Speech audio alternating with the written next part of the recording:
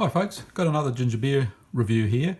This will be a short one because, to be honest, I bought this by mistake. It was a light ginger beer, which is a diet version with no sugar, and interestingly also no ginger at all. So I got it home and I just really couldn't be bothered taking it back to the shop, so I thought I'd give it a quick review. Honestly, not expecting a lot of this Schweppes Light ginger beer. It's hard to believe that you could make a decent ginger beer without there being any ginger in it at all. But we'll have a bit of a look and see what we think. I won't go over the details on Schweppes. That's covered in my review of the Schweppes Classic ginger beer, which I'll put a link to down below, and you'll also find in the ginger beer playlist.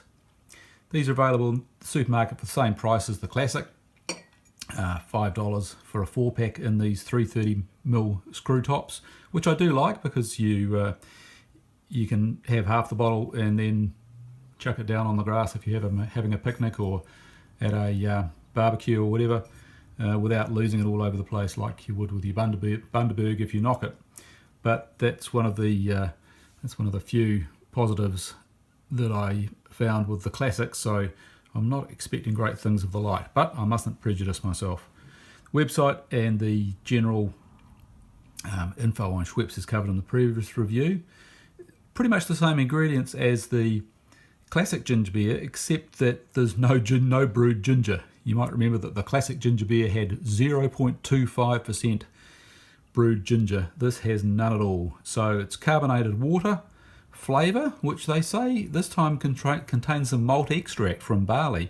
I suspect that's mainly for allergy reasons that they put that in. It may also contribute to the colour.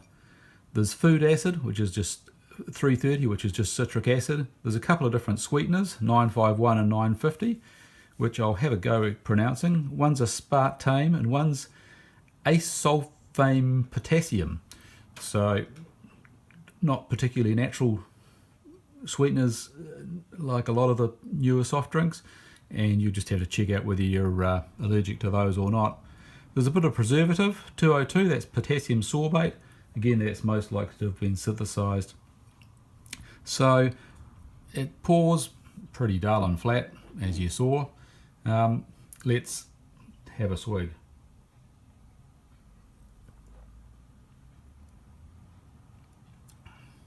Ooh, yes. Well, you'd have to say that as a ginger beer, that's a dismal failure, and I really wouldn't recommend it to anyone.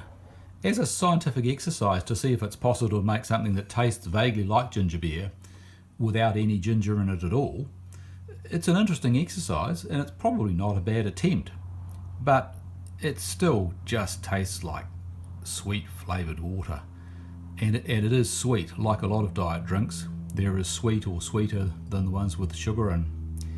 So, and it hasn't got a good aftertaste. I'm not sure that I'm going to be able to finish the bottle here. I'm probably the wrong audience for this. If you're into light or diet drinks, do let me know if you think this one's particularly good or particularly bad. I'd be fascinated to know. But as a ginger beer, I'm not going to even give it a pass mark. I think it's, with that aftertaste, it's really only 6 or 7 out of 20. I really wouldn't want to drink this. But there you go. Like I said, I'm probably the wrong market for it. So, to be frank, let's hope that you're drinking something better than this. Catch you in the next review, and cheers.